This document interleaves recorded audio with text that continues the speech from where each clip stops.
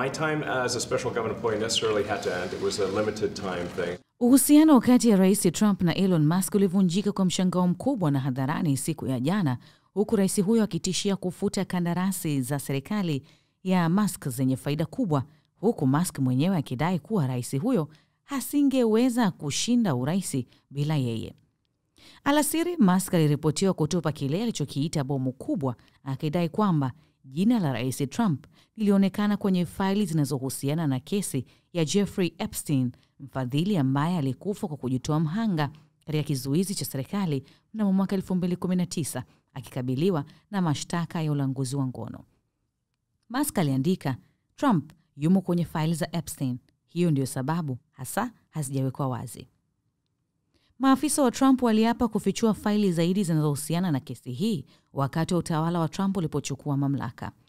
Mnamo Februari, idara ya haki ilitoa toleo fupi la matoleo ambayo haijarekebishwa, ambayo yamekuwa ya umma kwa miaka mingi, hatua ambayo ilishutumiwa na wafidhina ambao wamedai uwazi zaidi.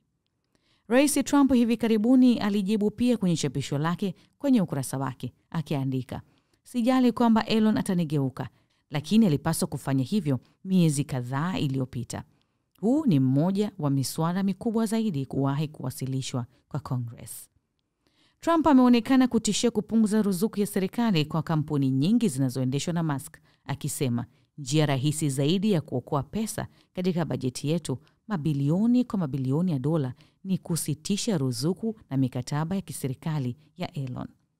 Ofisi ya bunge ya bajeti ilikadiria Jumatano kwamba mswada huu ungesababisha ongezeko la dola trilioni 2.4 katika jumla ya nakisi katika kipindi cha miaka 10 ijayo, hitimisho ambalo wa Republican na Trump wanazozana sasa.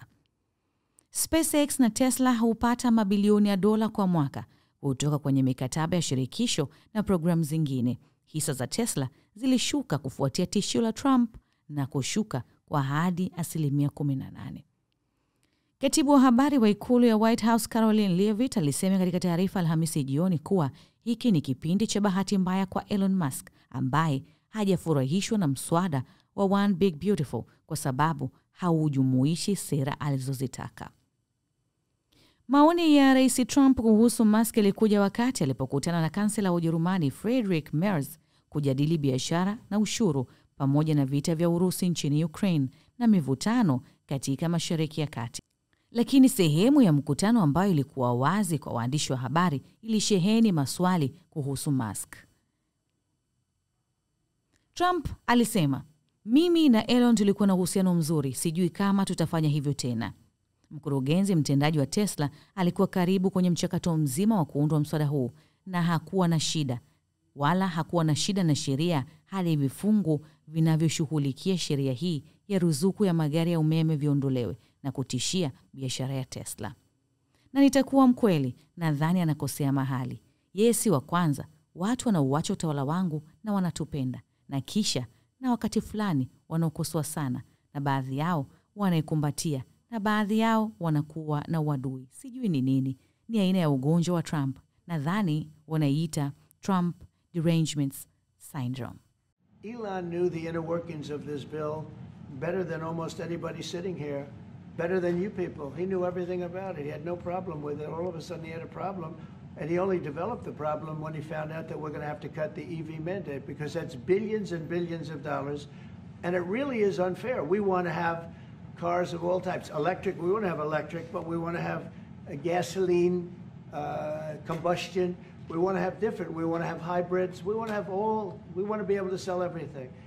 And when that was cut, and Congress wanted to cut it, he became a little bit different, and I can understand that. But he knew every aspect of this bill. He knew it better than almost anybody, and he never had a problem until right after he left. And if you saw the statements he made about me, which I'm sure you can get very easily, it's very fresh on tape. He said the most beautiful things about me. And he hasn't said bad about me personally, but I'm sure that'll be next. But I'm very disappointed in Elon. I've helped Elon a lot. Kupitia matamshi haya, Musk naye hakusita kujibu kupitia ukurasa wake wa X, na alikanusha kuwa alikuwa anajua maelezo ya muswada huo wakati unaundwa. Aliandika, muswada huu haukuonyeshwa kwangu hata mara moja na ulipitishwa usiku wa manane. haraka sana, kana kwamba hakuna mtu katika Congress angeweza hata kusoma. Bila mimi, Trump angeshindwa katika uchaguzi. Katika chapisho lingine, Musk alijibu, kwa kuzingatia kauli ya rais kuhusu kuondoa kandarasi zangu, SpaceX itaanza kuzima chombo chake cha anga cha Dragon mara moja. Chombo cha SpaceX Crew Dragon hutumiwa mara nyingi na NASA kuwasafirisha wanaanga hadi kituo cha kimataifa cha anga za juu. Mkutano wa Trump na Merz pia unakuja saa chache baada ya rais kutia saini tangazo la Jumatano la kupiga marufuku raia wa kigeni kutoka nchi 12 zikiwemo Afghanistan na Haiti. Bado maswali ni mengi kuhusiana na mahusiano kati ya Trump na Bwana Musk. Mimi ni Gina Baltazari. Hizi ni ripoti kimataifa.